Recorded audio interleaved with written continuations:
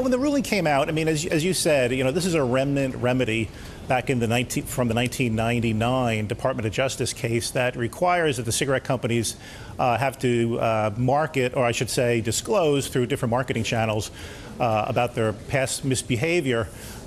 You asked the key question, will it affect sales? Probably not. At the end of the day, most cigarette smokers already realize the hazards of smoking. And on top of that, a new revelation that the industry had some past misbehavior is probably nothing new to most smokers and likely won't weigh on their decision to take up their habit. But shouldn't investors be a little bit focused on these government actions, which are really universal? They're around the world to try to crack down on these companies. Shouldn't it distract them a bit? Yeah, hi, Sarah. Yeah, that's a good question, because what we're seeing actually in the two biggest cigarette markets, namely China and Russia, the health ministries there are both acting vigilantly for the first time ever, really, to finally address the high smoking rate in those countries. Those two areas, namely China and Russia, constitute almost half of the smoking sticks, if you will, cigarettes in the world. So a deceleration there, or even possible decline, will have a meaningful impact on this industry going forward. Ken, what does have an impact on smoking? If I'm a tobacco company executive and I am worried about what governments around the world may do, what actually works? Well, arguably, the potentially most damaging tobacco control effort would be the plain packaging law that we're seeing enacted in Australia, or will be enacted in Australia next month. When you say plain packaging law, cigarettes in Australia are going to be white labeled effectively. They're going to be sold in boxes without Camel or Marlboro or Winston or whatever the case may be on them? Essentially. Well, right now what Australia does is 75% or so of the pack has a graphic warning on it, meaning graphic depictions of smoking, black lung, whatever, and it's meant to shock.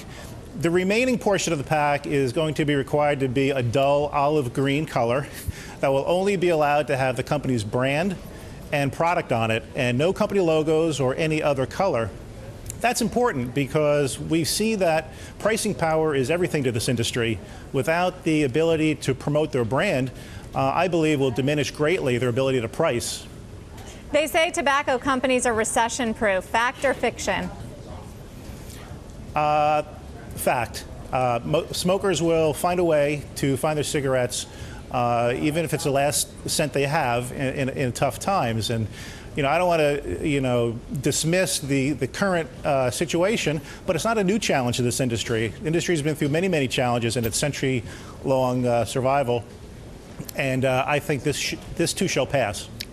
Ken, Scarlett Fu, who was here just a little while ago talking about smoking cigarettes versus smoking joints, was saying that a pack of cigarettes in New York City costs $13, perhaps even in excess of that right now. Do you have any idea at what point Americans do become price elastic, to the cost of a pack of cigarettes?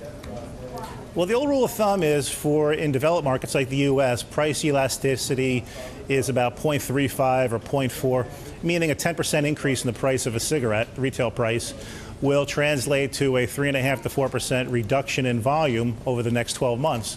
At current levels that you're citing, though, $13, $14, that price elasticity is very likely to start rising. And I think we've actually seen that in New York City, where volumes have shown that they've fallen a little bit more than that rule of thumb. To the extent that it will continue at that rate is to be seen, though. Well, it might also have to do with the fact that it's pretty hard to smoke a cigarette in New York City anywhere but in the comfort of your own living room.